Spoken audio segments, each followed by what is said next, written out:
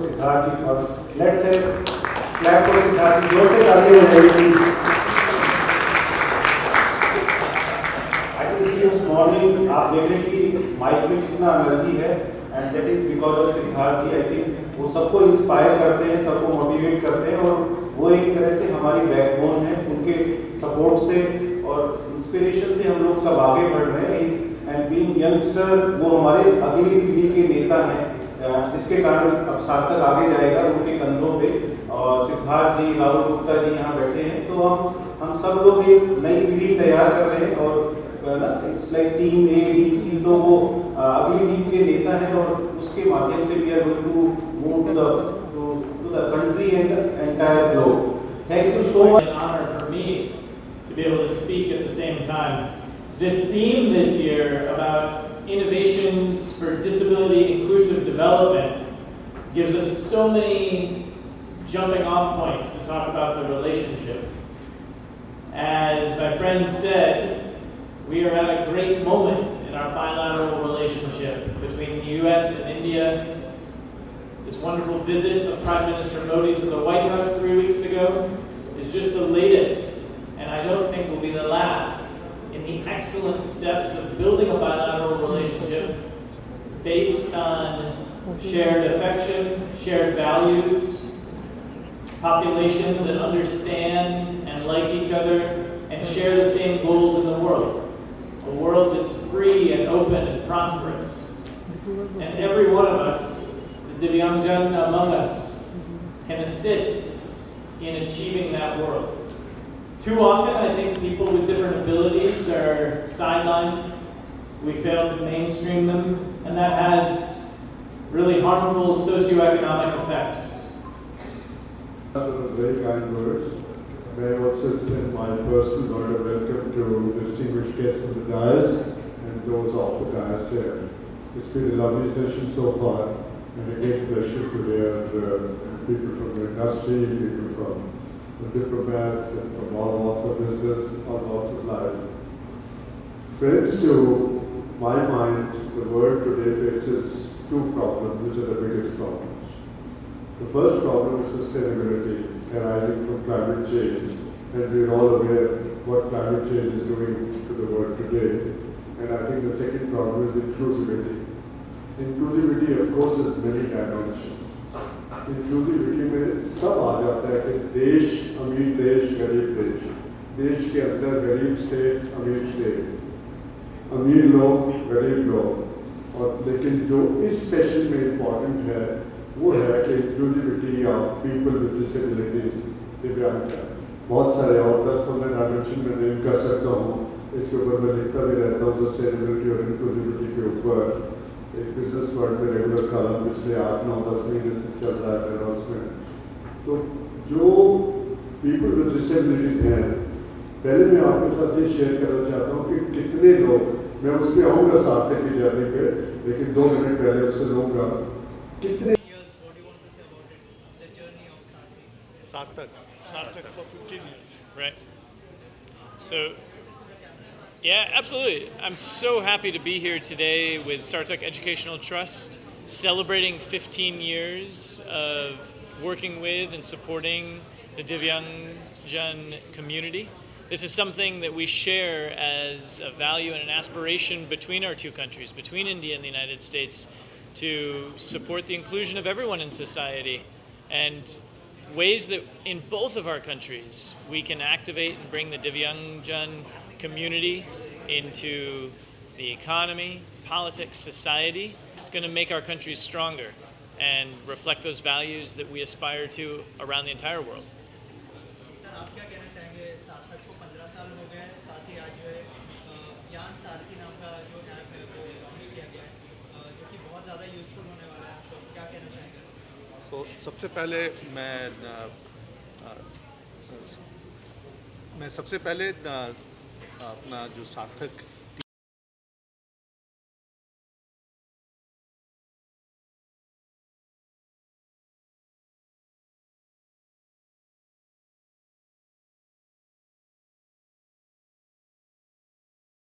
जो हमारे डिसेबल्ड बच्चे हैं उन लोग को इन्वॉल्व किया जाए मेन स्ट्रीम में, हम टाटा पावर की तरफ से इनके साथ 2016 से जुड़े हुए हैं। पिछले 7 सालों में हम वोकेशनल ट्रेनिंग इंस्टीट्यूट्स इनके जो चलते हैं उसके साथ जुड़े हुए हैं कि कैसे वहाँ पे लोगों को काम सिखाया जाए। इसके साथ साथ हमने जो अभी ओलंपिक्स हुआ था गेट्स इन फ्रांस में, उसमें हमने उनको सपोर्ट किया था और हमारे बच्चे वहाँ पे किस तरह से मेडल्स जीत के आए हैं और विजिबिलिटी बढ़ गया है। आज एस्पिरेशनल हो रहा है और भी लोगों के लिए कि आप यदि डिसेबल्ड हैं तो इसका मतलब ये नहीं है, दिव्यांग हैं तो आप ये नहीं सोचिए कि आप कमज़ोर हैं। आप कहीं पे भी जाके आप मेडल जीत सकते हैं, अच्छा काम अपना कर सकते हैं। तो ये एक बहुत अच्छा हमारा एसोसिएशन रहा है, पार्टनरशिप रहा है और ये आगे भी हम उनके साथ जुड़े रहेंगे ताकि हम इस मुहिम को आगे ले जाएं। और जो इनिशिएटिव है स्पेशली ओलंपिक्स का जो ये इंटरनेशनल इवेंट होने वाला है 2027 में, उसमें हम उनके साथ जुड़ेंगे और किस तरह से हम लोगों को ट्रेन करेंगे ताकि हम बेहतर परफॉर्मेंस दिखा पाएँ इन दी नेक्स्ट ओलंपिक्स। की ये जर्नी क्या कहना चाहेंगे? First of all I would like to congratulate Sarthak. उन्होंने जो काम किया है वो बहुत बढ़िया काम है and from whatever I have learn from Sarthak's vision and mission they have kept to it. ये बहुत कठिन काम है और हम वर्ल्ड ट्रेड सेंटर से चाहते हैं, मैंने हमारे चेयरमैन को भी रिक्वेस्ट किया है कि हमारे यहाँ ऑलरेडी एक स्किल सेंटर है और स्किल सेंटर में हम बहुत सारे स्किल्स ट्रेनिंग देते हैं, तो हम डिसेबल्ड को भी देना चाहते हैं। जो PWD के जो भी लोग हैं उनको भी हम ऐसा चाहते हैं कि यहाँ पे आके या इनके ई-लर्निंग के माध्यम से भी हम कुछ ट्रेनिंग प्रोग्राम्स कर सकते हैं। इसकी बातचीत चल रही है हमारी उनके साथ, जो शायद in the next 2-3 months we will be able to come to a conclusion and introduce all those courses whatever we can from World Trade Center.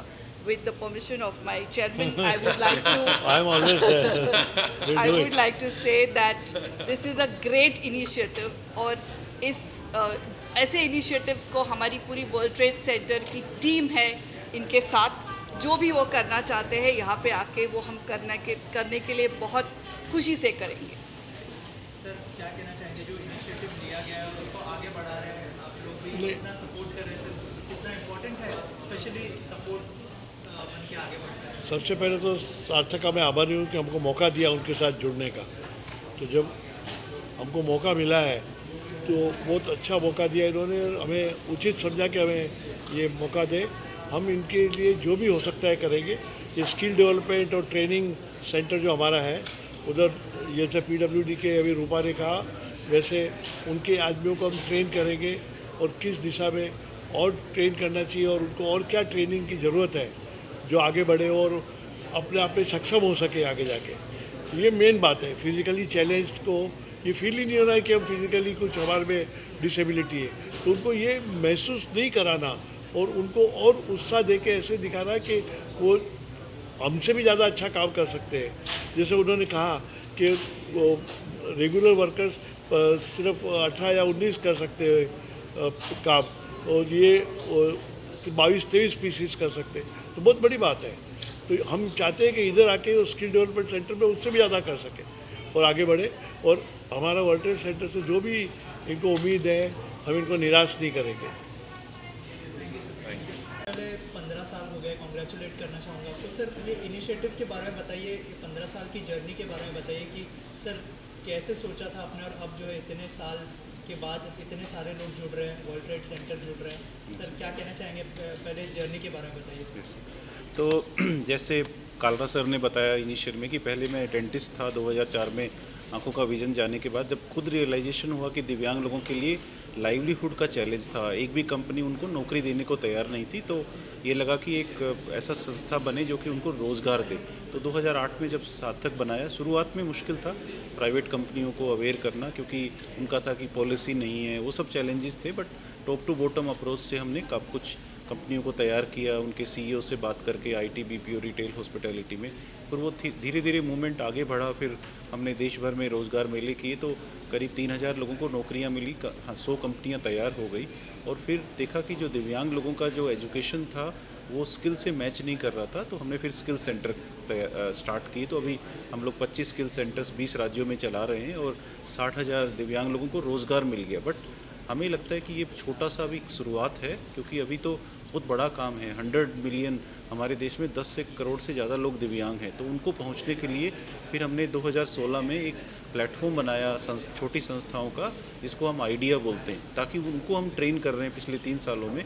उनकी ट्रेनिंग करके कि जो सार्थक का इफेक्ट था उसको हम 1000 गुना कर दें। तो मकसद ये है कि हर दिव्यांग जन को एम्पावर करें अपने सार्थक के साथ और सार्थक के पार्टनर्स के साथ, ताकि ये भारतवर्ष हमारा इंक्लूसिव हो जाए। सर अभी जो इनिशिएटिव लिया है ज्ञान सारथी नाम का, उसके बारे में बताइए कि कैसे यूज़फुल होगा जो डिसेबल्ड है उनको, और कितना काम आएगा सर उनके रोज़मर्रा के। एक्चुअली ज्ञान सारथी का जन्म कोविड में हुआ, क्योंकि बोलते हैं ना, कोविड एक अपॉर्चुनिटी के लिए की तरह आया दिव्यांग लोगों के लिए, क्योंकि ऑनलाइन ट्रेनिंग होने लगा। पहले मुश्किल था, बट धीरे धीरे करके बच्चे अडॉप्ट कर गए ट्रेनिंग में, फिर उनको ऑनलाइन काम भी मिला। तो बहुत पर फिर हमें लगा कि इस पूरे प्रोसेस को कैसे हम स्ट्रीमलाइन करें, पूरे प्रोसेस को स्ट्रक्चर करें, कि ताकि उसमें उनका एक ऑनलाइन ही असेसमेंट हो जो कि मॉनिटर्ड रहे, ऑनलाइन ट्रेनिंग मॉनिटर्ड रहे, उसके बाद ऑनलाइन उनका असेसमेंट हो, फिर ऑनलाइन ही ट्रेन। तो उस पूरे स्ट्रक्चर को जब हम स्ट्रक्चरिंग कर रहे थे 2020 में, तो हमने पाया कि पूरे विश्व में ग्लोबली कोई इस तरह का सोल्यूशन नहीं है, ई लर्निंग मैनेजमेंट सोल्यूशन नहीं पाया। फिर हमें लगा कि इसकी रचना की जाए, इसको बनाया जाए, और फिर उस शुरुआत में हमने 2020 में इसकी शुरुआत की। हमारी कंटेंट टीम 2016 से ही काम कर रही थी, बट उन्होंने भी फिर 2020 से इसके अकॉर्डिंग, मतलब ELMS के अकॉर्डिंग कंटेंट पे काम करना शुरुआत किया, और धीरे धीरे करके हम लोग इस सॉल्यूशन तक पहुँचे। और इसका मेन मकसद है कि हर तरह की चीज़, मतलब अगर एक दिव्यांग बच्चा घर में जन्म लेता है तो उसकी थेरेपी भी ELMS के थ्रू मिल जाएगी। वो बड़ा होता है, जब स्कूल में प्राइमरी में जाता है तो वो भी स्कूलिंग भी कर सकता है। और हर तरह का दिव्यांग, autistic, down syndrome, cerebral palsy का बच्चा, फिर वो बड़े स्कूल में जाता है, मिडिल स्कूल, हाई स्कूल, सब तरह की स्कूलिंग हो जाएगी उसकी। फिर स्किल एम्प्लॉयमेंट भी आ जाएगा, रिहैब भी हो जाएगा। और ये हमने जब 20 साल जब हम फ्रांस गए तो पाया कि वहाँ से जो अफ्रीकन कंट्रीज़ थे, लैटिन अमेरिका, उनके यहाँ सिचुएशन और पैथेटिक है हमारे यहाँ से। तो हमने उनको बताया तो वो दे वर वेरी मच इंटरेस्टेड। तो मेरे को लगता है ये ELMS, हमें लगता है कि ज्ञान सारथी जो है माइलस्टोन होगा दिव्यांग लोगों के जीवन के लिए। जीवन में आने वाले वर्षों में ये जो है हमारे देश के गांव के दिव्यांग को और इस तरह के कंट्रीज़ के दिव्यांगजनों के लिए एक तरह से पूरी बहुत सपोर्ट करेगा, उनके रिहेबिलिटेशन के लिए, उनकी स्किलिंग के लिए, एजुकेशन के लिए और एम्प्लॉयमेंट के लिए।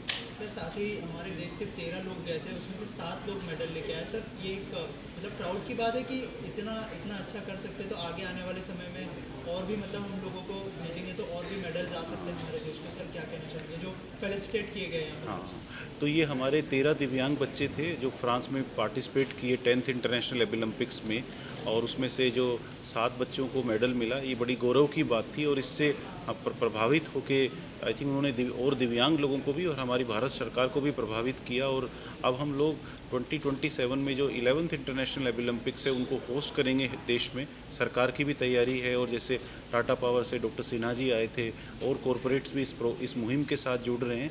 एक्चुअली ये एक ऐसा मुहिम है जो कि एक एवरेज जो गांव के बच्चे के लिए भी है, जैसे इसमें पेंटिंग, एम्ब्रॉयडरी और स्टिचिंग, टेलरिंग के भी ट्रेड्स हैं। तो वो ये तरह से हाई स्किल्स भी हैं और लो स्किल्स भी हैं, ताकि हर गांव के भी और अर्बन दोनों दिव्यांग को ये इंक्लूड करता है। 45 प्रकार के स्किल हैं। तो ये अब हम अगले 4 वर्षों में इसी तरह का मूवमेंट पहले डिस्ट्रिक्ट लेवल पे, फिर स्टेट लेवल पे, फिर रीजनल लेवल पे और नेशनल लेवल पे लाएंगे, ताकि एक बड़ी टीम तैयार हो जो कि इंटरनेशनल जब होस्ट करें तो उसमें पार्टिसिपेट करे और हमारे देश का नाम रोशन कर सके। सर जैसे आपने मेंशन किया कि कुछ गाँव के लोगों को भी इंक्लूड करना चाहिए, रूरल के बहुत सारे लोगों को अभी टच करना बाकी है। सर उसके बारे में क्या व्यूज़?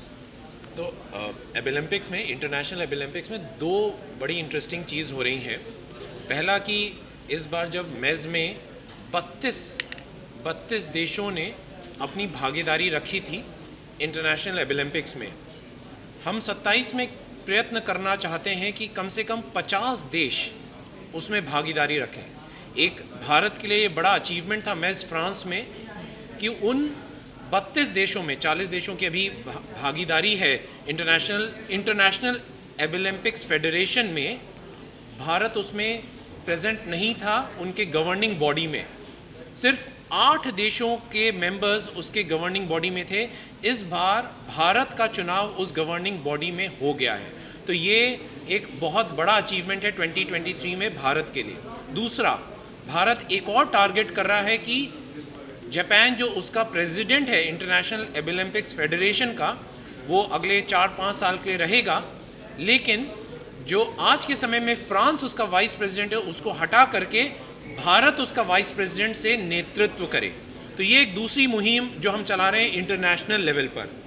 तीसरा, जैसा मैंने बताया कि हमारी भागीदारी बढ़नी चाहिए इंटरनेशनल कंट्रीज़ की जो इसमें पार्टिसिपेट करें, क्योंकि दिव्यांगता ऐसी चीज़ है जो विश्व में हर एक कोने में है।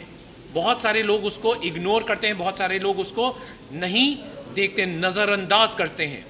क्या भारत उनके लिए एक विश्व गुरु की तरीके से कामयाब एक लीडर बन सकता है? तो शायद हम उस पर काम कर रहे हैं। कॉरपोरेट्स का इसमें बहुत अहम रोल है, क्योंकि बिना पैसे के, बिना फाइनेंशियल असिस्टेंस के कुछ भी नहीं कर सकते। तो मुद्रा लक्ष्मी हमेशा मान्य है। और आज के दिन में कॉरपोरेट्स ने एक चीज़ समझ ली है कि भारत जिस तेज़ी से प्रोग्रेस कर रहा है उसी हिसाब से कंपनियां भी प्रोग्रेस कर रही हैं, लेकिन अगर वो सोसाइटी को अपने साथ लेकर के नहीं चलेंगे तो कहीं ना कहीं वो नीचे छूट जाएंगे। तो इसलिए CSR के funding corporates national Olympics association को देने के लिए बहुत तत्पर हैं। इसीलिए अपना कीमती समय निकाल करके टाटा पावर ग्रुप ने आकर के अपना समर्थन जताया। और इसी तरीके के बहुत सारे कॉरपोरेट्स हैं जो national Olympics association of India का हाथ थामेंगे, और शायद NAI इंटरनेशनल ओलंपिक्स का जब होगा 27 को, तो उसमें बढ़ चढ़कर पार्टिसिपेट करेगा और इसको ऐसा ऑर्गेनाइज करेगा कि विश्व देखेगा। Thank you so much. Thank you ji, thank you Shraddha. Thank you.